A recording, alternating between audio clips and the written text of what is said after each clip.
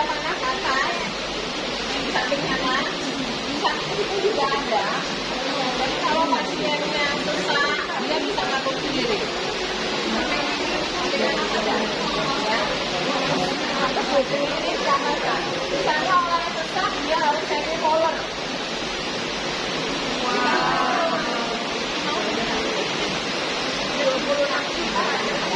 Senyamannya, senyaman pasien.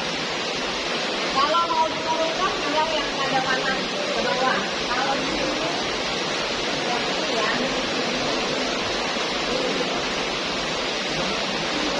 Ini pasien sendiri yang melakukan.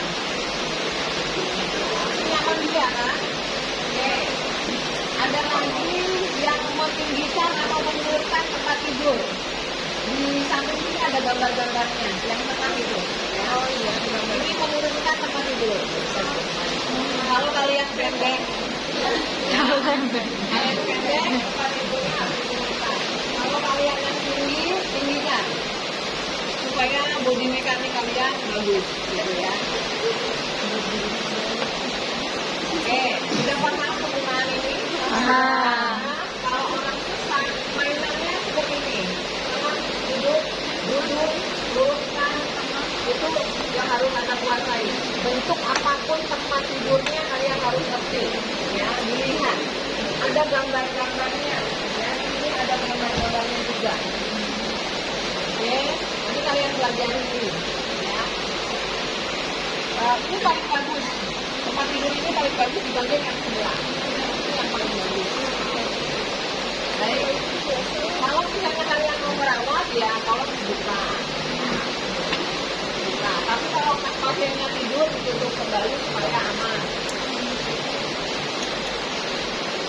Nah, kalau pasien pasang oksigen, nah ini suatu tindakan yang salah ya. Harusnya bantal itu harus mengenai apa nih ya? Pundak. Jangan hanya kepala. Kalau hanya kepala dia akan nunduk dan menutup jalan lama. Jadi dia harus lebih ini.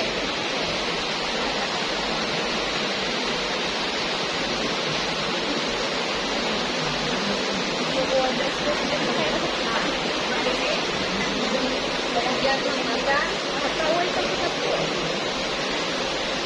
menyaman pasien, gitu ya. Kemudian kalau anaknya tempat tidur, ini harus ada bantal kecil supaya nyaman. Bantal kecil, ini bantal kecil. Kalau ini kan gantung, kalau gantung sampai dia. Oke, kalau pasien oksigen, misalnya dia sesak, kita semipolarkan, kemudian kita pasang oksigen.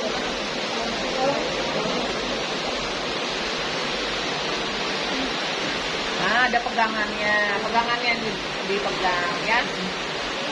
Oke. Kalau di rumah sakit dia nggak pakai begini ya, biasanya adalah oksigen sentral.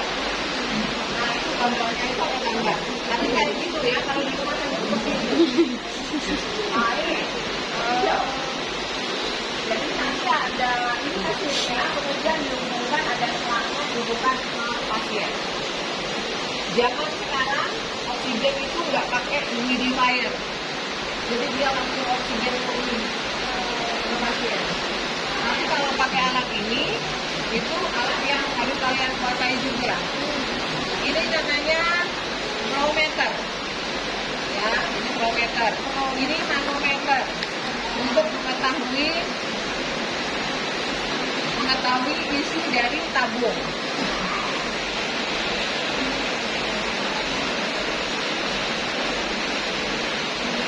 Ini humidifier. Kalau ujian, ini dikosongkan, dilepas. Jadi kalian itu teliti enggak, dipasang enggak. Nah, ini harus ada terisi air steril, ada levelnya. Levelnya sebatas ini yang harus di atas, gunanya atas ini ya, harus diisi sampai batas atas ini. Kalau ini udah berkurang, ya. Harus diisi, kemudian kalian pasangkan di sini. Kalian harus pegang yang warna hijau, tekanan itu harus dipegang, karena itu gampang rusak.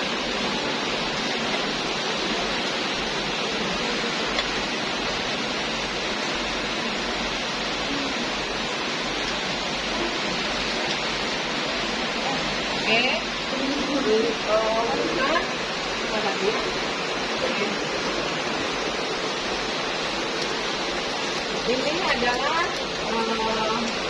kateter nasal. Kalau yang ini tungkuk. Jadi nanti dihubungkan di situ pasien menghirup udara melalui hidung dan mulutnya. Tapi kita pakai yang nasal.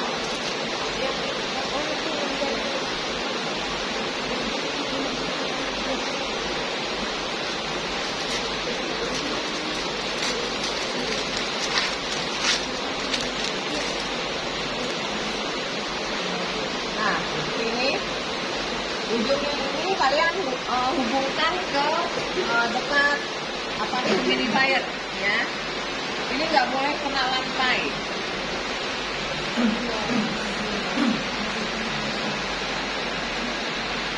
Dilihat oksigennya hampir habis ya. Ini hampir habis nih. Kemudian naikkan. Di sini di kilometer ini ada biji timah. Biasanya kalau pakai oksigen nasal kanul ini bisa diberikan 2-4 liter.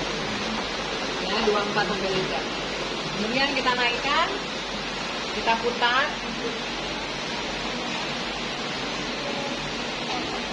Ya.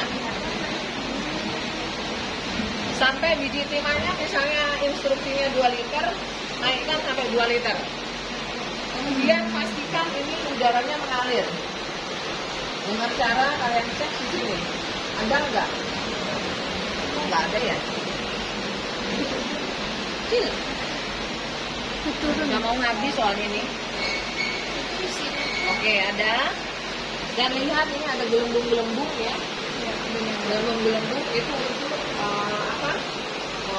melembabkan. Tentunya kalian sudah menjelaskan ke pasien. Ini ada pengikatnya, kalian lebarkan, ini tetap hidup gitu ya. Nggak mau habis ini. Oke Bapak, saya pasangkan ya Pak oksigennya.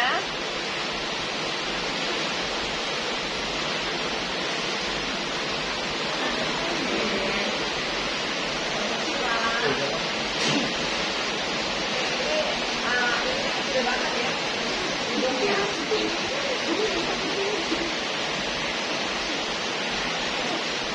Ini taruh di belakang telinga, ya, di belakang telinganya.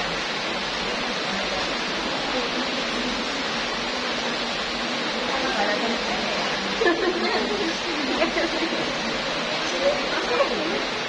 Tidak nggak bisa.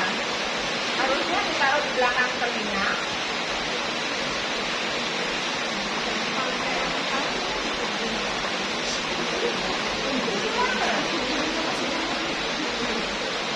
Kemudian ini difiksasi.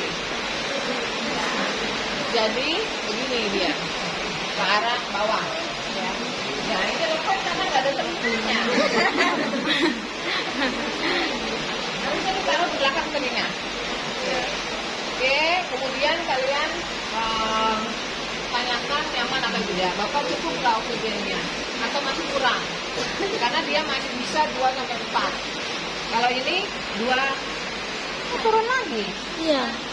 Dia karena mau habis dia. Mau habis. Artinya kalau 2 terus ya. Ya. Oke. Kalau sudah cukup, misalnya sudah cukup, oke, baru kalian periksa pernapasannya.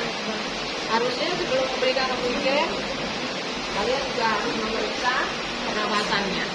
Misalnya tadi pernapasannya 25 atau 26. Nah, sekarang kalian periksa lagi pernapasannya dengan cara seperti yang saya ajarkan kemarin. Kalau ingin melihat gitu ya, melihat dada, naik turunnya dada, bisa saja seolah-olah kalian memegang tangannya, padahal yang kalian lihat adalah naik turunnya beda. Ya. Jadi harus ada yang jangan hanya diam begini aja ngelihat ini. Karena dia akan salah tingkah, ya. Karena kalian saya periksa dulu ya Pak. Padahal kalian lihat pernapasannya. Saya harusnya bukan menghadap begini ya. Saya harusnya menghadap ke pasien. Masalahnya ini saya mau belakangan aja. Harusnya begini, ya. Di depan pasien. Usahakan kalian nggak boleh bersandar. Karena nanti kalian pakaiannya kotor. Bed rumah sakit itu kotor. Banyak rumahnya. Jadi jangan bersandar. Pulang dari rumah sakit harus cuci bajunya. Harus ganti tiap hari. Harus cuci rambut tiap hari. Hijabnya harus diganti tiap hari. Kalau dari rumah sakit harus tiap hari, ya. Oke, ternyata pernafasannya sudah 20. Lagi 25. Udah baik, ya. Udah, bisa kalian tinggalkan. Oke, ada yang mau ditanya? Untuk ngecek pernapasan itu habis dipasang itu jarak berapa menit? Jarak berapa? Ya, 1 menit aja. Nggak apa-apa. Karena kalian pada waktu mau masang pernafasan oksigenasi kan ini sudah kalian naikkan, sudah kalian atur, gitu ya. 1 menit kalian bisa mengukur pernafasan. Setelah terpasang ya. Bagaimana Pak? Sudah enak? Sudah. Oke, Bapak, saya bereskan alat dulu, tapi sebelumnya saya periksa dulu ya nadinya. Ya.